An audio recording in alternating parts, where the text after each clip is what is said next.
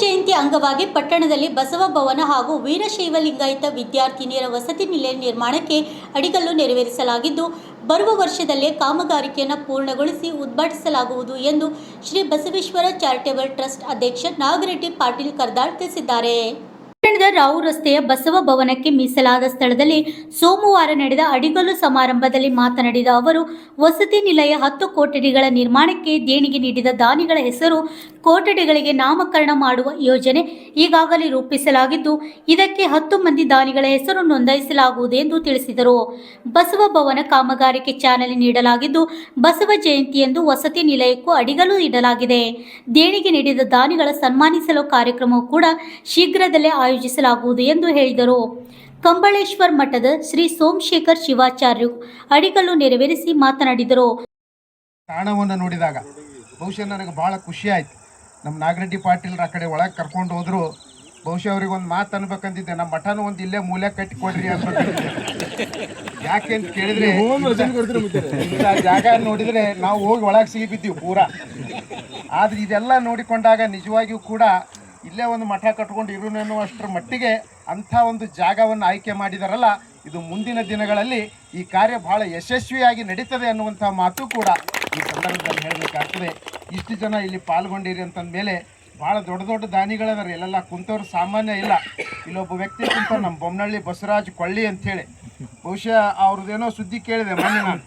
ಇಲ್ಲಿ ಯಾವುದಿದು ಕಮರವಾಡಿ ಎಷ್ಟು ಲಕ್ಷ ಕೊಟ್ಟಾರ ಅಂತಂದ್ರೆ 1 ಲಕ್ಷ ಅಲ್ಲ, 2 ಲಕ್ಷ ಅಲ್ಲ, 3 ಲಕ್ಷ ಅಲ್ಲ, 4 ಲಕ್ಷ ಅಲ್ಲ, ಏನ್ರಿ ಮುತ್ತಾರೆ ಎಲ್ತನ ಹೋಗ್ತೀರಿ ಅಂದಿರಿ. ಮತ್ತು 5 ಲಕ್ಷ ಅಲ್ಲ, 6 ಲಕ್ಷ ಅಲ್ಲ, 7 ಅಲ್ಲ, 8 ಅಲ್ಲ, ಸುಮಾರು 12ರಿಂದ 15 ಲಕ್ಷವರೆಗೂ ಕೂಡ ಆ ಬಸವರಾಜ ಕೊಳ್ಳಿಯವರು ಒಂದು ತೇರನ್ನು ಮಾಡಿಸಿಕೊಡ್ಲಿಕ್ಕೆ ವಾಗ್ದಾನ ಮಾಡಿದ್ದಷ್ಟೇ ಅಲ್ಲ, ಪೂರಾ ಹಣವನ್ನು ಕೂಡ ಕೊಟ್ಟುಬಿಟ್ಟಿದ್ದಾರೆ ನೋಡ್ರಿ. ಅಂದರೆ ಸಾರ್ವಜನಿಕವಾಗಿ ದೇವರ ಕೆಲಸಕ್ಕಾಗಿ ಎಂತೆಂಥ ದಾನಿಗಳಿದ್ದಾರೆ. ಅಂದರೆ ಸರ್ವಜ್ಞ ಹೇಳ್ತಾನಲ್ಲ, ಕೊಟ್ಟಿದ್ದು ತನಗೆ ಬಚ್ಚಿಟ್ಟಿದ್ದು ಪರರಿಗೆ, ಕೊಟ್ಟಿದ್ದು ಕೆಟ್ಟಿತನ ಬೇಡ, ಮುಂದೆ ಕಟ್ಟಿಹುದು ಬುತ್ತಿ ಸರ್ವಜ್ಞ ಅನ್ನೋ ರೀತಿಯಲ್ಲಿ ಅಂಥಂಥ ದಾನಿಗಳು ನಮ್ಮ ತಾಲೂಕಿನಲ್ಲಿರುವಾಗ ಇಲ್ಲಿಯೂ ಕೂಡ ಯಾರು 10-12 ಲಕ್ಷ ರೂಪಾಯಿ ಕೊಡ್ತಾರೆ ಅನ್ನುವಂಥ ಕೊಟ್ಟಿದ್ದಾರೋ ಅಥವಾ ಕೊಡ್ತಾರೋ ಅನ್ನುವಂಥ ಮಾತನ್ನು ಕೇಳಿದೆ.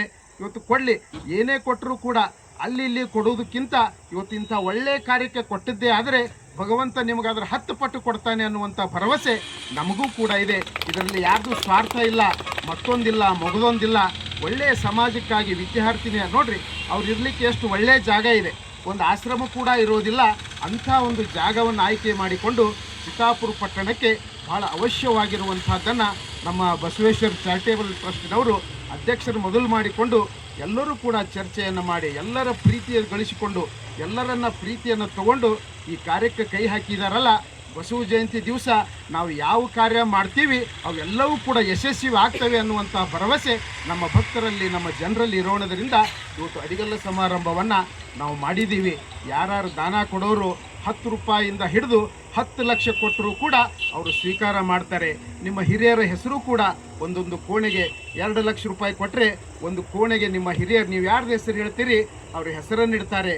ದೊಡ್ಡ ಅಮೌಂಟ್ ಕೊಟ್ರಿ ಅಂತಂದ್ರೆ ಬಹುಶಃ ಆ ವಸತಿ ನಿಲಯಕ್ಕೇ ಅವ್ರ ಹೆಸರು ಇಡೋದನ್ನು ಅಂತ ಹೇಳಿ ಆ ಟ್ರಸ್ಟ್ನವರು ನಿರ್ಣಯ ಮಾಡಿದ್ದಾರೆ. ಇವತ್ತು ಇಂಥ ಕಾರ್ಯ ಮಾಡಬೇಕು. ಮನುಷ್ಯ ಜೀವನದಲ್ಲಿ ಹುಟ್ಟಿ ಬಂದ ಮೇಲೆ ಇವತ್ತು ಹುಟ್ಟು ಸಾವು ಇವೆರಡರ ಮಧ್ಯೆ ಬದುಕಿದೆ ನಮಗೆ. ಹುಟ್ಟು ಆಕಸ್ಮಿಕ, ಸಾವು ನಿಶ್ಚಿತ. ಆದರೆ ಭಗವಂತ ಇವೆರಡರ ಮಧ್ಯೆ ಒಂದು ಬದುಕು ಅಂತ ಕೊಟ್ಟಾನ ನಮಗೆಲ್ಲ. ಹುಟ್ಟು ಸಾವಿನ ಮಧ್ಯೆ ಒಂದು ಬದುಕು, ಒಂದು ಜೀವನ ಅಂತ ಕೊಟ್ಟಾನಲ್ಲ. ಆ ಬದುಕಿನಲ್ಲಿ ಏನಾದರೂ ಸಾರ್ಥಕತೆಯನ್ನು ಮಾಡಿ. ಒಬ್ಬ ಕವಿ ಹೇಳ್ತಾನೆ, ಓ ಮಲ್ಲಿಗೆ ಹೂವೇ ಕಾಕಡ ನೀನೆಂಥ ಪಾಕಡ, ಕಣ್ಣು ಬಿಟ್ಟೆ ಬಡಬಡ ಉದುರಿ ಬಿದ್ದೆ ಗಡಗಡ, ಒಂದೇ ದಿನದ ಜೀವನ ಆದರನು ಪಾವನ, ನನ್ನ ಮನೆಯ ನಂದನ ನಿನಗೆ ನನ್ನ ವಂದನ, ನಿನಗೆ ನನ್ನ ವಂದನ ಅಂತ ಡಾಕ್ಟರ್ ಹಾಮ ನಾಯಕರು ಬರ್ಕೊಂಡು ಬರ್ತಾರೆ. ಮಾತು ಹೂವಿಗೆ ಎಷ್ಟು ಕೊಟ್ಟಾನ ಭಗವಂತ? ಆಯುಷ್ಯ ಹೇಳ್ರಿ ನೋಡೋಣ. ಇಲ್ಲೊಂದು ಹೂವಿನ ಸರ ಇದೆ. ಈ ಹೂವಿಗೆ ಭಗವಂತ ಎಷ್ಟು ಕೊಟ್ಟಾನ? ನಮ್ಮಂಗೇನ್ರ 50-60 ವರ್ಷ ಕೊಟ್ಟಾನೇನು ಆಯುಷ್ಯ ಇಲ್ಲ. ಕೇವಲ 1 ದಿವಸ ಕೊಟ್ಟಾನ. ಇವತ್ತು ಬೆಳಿಗ್ಗೆ ಅರಳುತ್ತದೆ, ನಾಳೆ ಸಂಜೆವರೆಗೂ ಅದು ಬಾಡಿ ಹೋಗಿಬಿಡ್ತದೆ. ಆದರೂ ಕೂಡ ಎಲ್ಲ ಸತ್ಕಾರ್ಯಕ್ಕೆ ಅದು ಪಾತ್ರ ಆಗ್ತದೆ. ಯಾರು ಭಗವಂತ ನಿರ್ಮಾಣ ಮಾಡ್ಯಾನಲ್ಲ, ಆ ಭಗವಂತನನ್ನ ತಲೆ ಮೇಲೆ ಕುಂತು ಅದ್ರ ಜೀವನ ಸಾರ್ಥಕ ಮಾಡ್ಕೊಳ್ತದೆ ನೋಡಿ.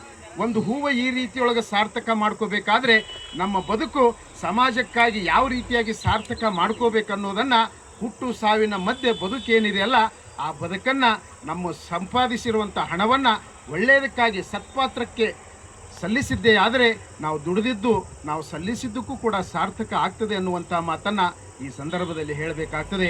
ಈಗಾಗಲೇ ಕತ್ತಲಾಗ್ಕೋತ ಬಂತು.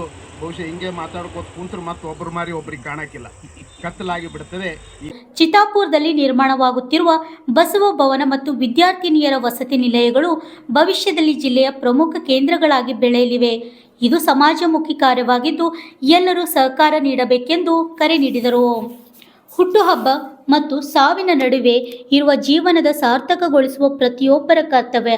ಅಲ್ಪಾವಧಿಯ ಬದುಕಿನಲ್ಲಿ ಸಮಾಜಕ್ಕೆ ಉತ್ತಮ ಕೆಲಸಗಳನ್ನು ಮಾಡುವ ಮೂಲಕ ಶ್ರೇಷ್ಠ ಜೀವನ ಕಟ್ಟಿಕೊಳ್ಳಬೇಕೆಂದು ಹೇಳಿದರು.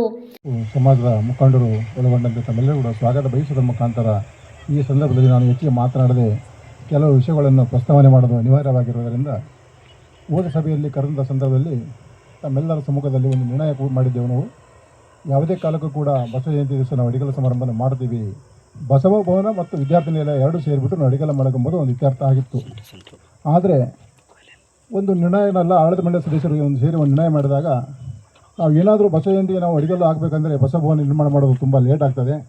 ಹಾಗಾಗಿ ಬಸವ ನಿರ್ಮಾಣದ ಒಂದು ಅಡಿಗಲ ಸಮಾರಂಭವನ್ನು ಖಾಸಗಿಯೇತರವಾಗಿ ಅಂದರೆ ಯಾವುದೇ ಒಂದು ಸ್ವಾಮೀಜಿಗಳು ಕರೆಸದೆ ನೇರವಾಗಿ ನಾವು ಅಡಿಗಲ್ಲು ಹಾಕೋದ್ರ ಮುಖಾಂತರ ಆ ಕಾರ್ಯವನ್ನು ಪ್ರಾರಂಭ ಮಾಡಿದರೆ ಮಳೆಗಾಲಕ್ಕಿಂತ ಮುಂಚಿತವಾಗಿಯೂ ಕೂಡ ನಾವು ಬೇಸ್ಮೆಂಟ್ ಮಾಡ್ಬೋದು. ಒಂದೇ ಒಂದು ಉದ್ದೇಶದಿಂದ ನಾವು ಅಡಿಗಲ ಸಮಾರಂಭವನ್ನು ಬಸವ ಭವನಕ್ಕೆ ನಿರ್ಮಾಣ ಮಾಡೋಕ್ಕಾಗಿ ತಮ್ಮೆಲ್ಲ ಕ್ಷಮೆ ಕೇಳೋದ್ರ ಮುಖಾಂತರ ಇವತ್ತು ನಾವು ಕೇವಲ ವಿದ್ಯಾರ್ಥಿ ನಿಲಯದ ಅಡಿಗಲು ಮಾತ್ರ ಇಟ್ಟುಕೊಂಡಿದ್ದೇವೆ. ನಮ್ಮೆಲ್ಲರೂ ಸೇರಿ ತಮ್ಮೆಲ್ಲರ ಸಹಕಾರ ನಿರಂತರವಾಗಿ 1 ವರ್ಷಗಳಿದ್ದರೆ ಮುಂದಿನ ಬಸವ ಜಯಂತಿಗೆ ವಿದ್ಯಾರ್ಥಿ ನಿಲಯ ಮತ್ತು ಬಸವ ಭವನ ಎರಡೂ ಕೂಡ ಉದ್ಘಾಟನೆ ಮಾಡ್ತಕ್ಕಂಥ ಕಾಲ ಕೂಡಿ ಬರ್ತದೆ ಮಾತು ಕೂಡ ತಮ್ಮೆಲ್ಲರ ಸಹಕಾರವಿದ್ದರೆ ಮುಂದಿನ ಬಸವ ಜಯಂತಿ ಅಥವಾ ಅದಕ್ಕಿಂತ ಮುಂಚಿತವಾಗಿ ಕೂಡ ಉದ್ಘಾಟನೆ ಮಾಡೋಕೆ ಒಂದು ನಾವು ಪ್ಲ್ಯಾನ್ ಮಾಡಿದ್ದೀವಿ. ಅದಕ್ಕೆಲ್ಲ ತಮ್ಮೆಲ್ಲರ ಸಹಕಾರ ಅವಶ್ಯಕವಾಗಿರ್ತದೆ. ಮತ್ತು ಇಂದಿನ ಸಭೆಯಲ್ಲಿ ನಾವು ಒಂದು ಮನವಿ ಮಾಡಿದ್ದೆವು ಸಾರ್ವಜನಿಕರಲ್ಲಿ ಮತ್ತು ವೀರಶೈವ ಸಮಾಜದ ಮುಖಂಡರಲ್ಲಿ. ಏನಂತ ಕೇಳಿದರೆ ಯಾರ್ಯಾರು ನಾವು ಅವತ್ತಿನ ಸಂದರ್ಭದಲ್ಲಿ ಕೇವಲ 5 ಕೋಣೆಗಳನ್ನು ಕಟ್ಟಲಿಕ್ಕೆ ವೀರಶೈವ ಸಮಾಜರು ಮುಂದೆ ಬಂದಿದ್ದರು. ನಂತರದಲ್ಲಿ 1 ತಿಂಗಳ ನಂತರ ನಾವು ಅಂತಿಮ ದಿನ ಬಸವ ಜಯಂತಿ ದಿನ ಆಗಿತ್ತು. ಅದಕ್ಕಿಂತ ಮುಂಚಿತವಾಗಿ ಯಾರಾದರೂ ಕೂಡ ಕೋಣೆಗಳನ್ನು ಕಟ್ಟಲಿಕ್ಕೆ ಮುಂದೆ ಬಂದಿದ್ದರೆ ಅವಕಾಶ ಕೊಡ್ತೀವಿ ಅಂತ ಹೇಳಿದಾಗ ಇನ್ನೂ 5 ಕೋಣೆಗಳನ್ನು ಕಾಲಿದ್ದು ಆ 5 ಕೋಣೆಗಳನ್ನು ಕೂಡ ನಾವು ಕಟ್ತೀವಿ ಅಂದ್ಬಿಟ್ಟು ಹೆಸರು ಕೂಡ ನಮ್ಮದೇ ಮಾಡಿದ್ದಾರೆ. ಇವತ್ತೇ ನಾವು ಘೋಷಣೆ ಮಾಡ್ಬೋದಾಗಿತ್ತು. ನಾವು ಆ್ಯಕ್ಚುಲಿ ಬಸವ ಜಯಂತಿ ಅಂಗವಾಗಿ ಒಂದು ವಿಜೃಂಭಣೆಯ ಸನ್ಮಾನ ಕಾರ್ಯಕ್ರಮ ಮಾಡಬೇಕು. ಎಲ್ಲ ದಾನಿಗಳು ಸುಮಾರು 2 ಲಕ್ಷ 5 ಲಕ್ಷ ಕೊಡ್ತಕ್ಕಂಥ ದಾನಿಗಳು ಇರೋದರಿಂದ ಅವ್ರು ನೇರವಾಗಿ ನಾವು ಸನ್ಮಾನ ಮಾಡಲಿಲ್ಲ ಸರಿ ಕಾಣಂಗಿಲ್ಲ ಎಂಬ ಉದ್ದೇಶದಿಂದ ವಿಜೃಂಭಣೆಯಿಂದ ಒಂದು ಸನ್ಮಾನ ಕಾರ್ಯಕ್ರಮ ಆಗಬೇಕಾಗಿತ್ತು. ಇವತ್ತು ಬಸವ ಜಯಂತಿ ಕಾರ್ಯಕ್ರಮ ಆಗಿರೋದ್ರಿಂದ ಗುಲ್ಬರ್ಗದಲ್ಲಿ ನೀನೇ ಕಾರ್ಯಕ್ರಮ ಇದ್ದು, ಇವತ್ತು ಚಿತ್ತಾಪುರದಲ್ಲಿ ಕಾರ್ಯಕ್ರಮ ಇದ್ದು, ಹಂಗಾಗಿ ಇವತ್ತು ಬೇಡ ಸರ್ ಬೇರೆ ದಿವಸ ಮಾಡಂದಾಗ ನಾವು ಬೇಸ್ಮೆಂಟ್ ಕಾರ್ಯಕ್ರಮ ಮುಗಿದ ನಂತರ ಎಲ್ಲ ದಾನಿಗಳಿಗೂ ಕೂಡ ಒಂದು ಸನ್ಮಾನ ಕಾರ್ಯಕ್ರಮ ಇಟ್ಕೊಂಡಿದ್ದೀವಿ.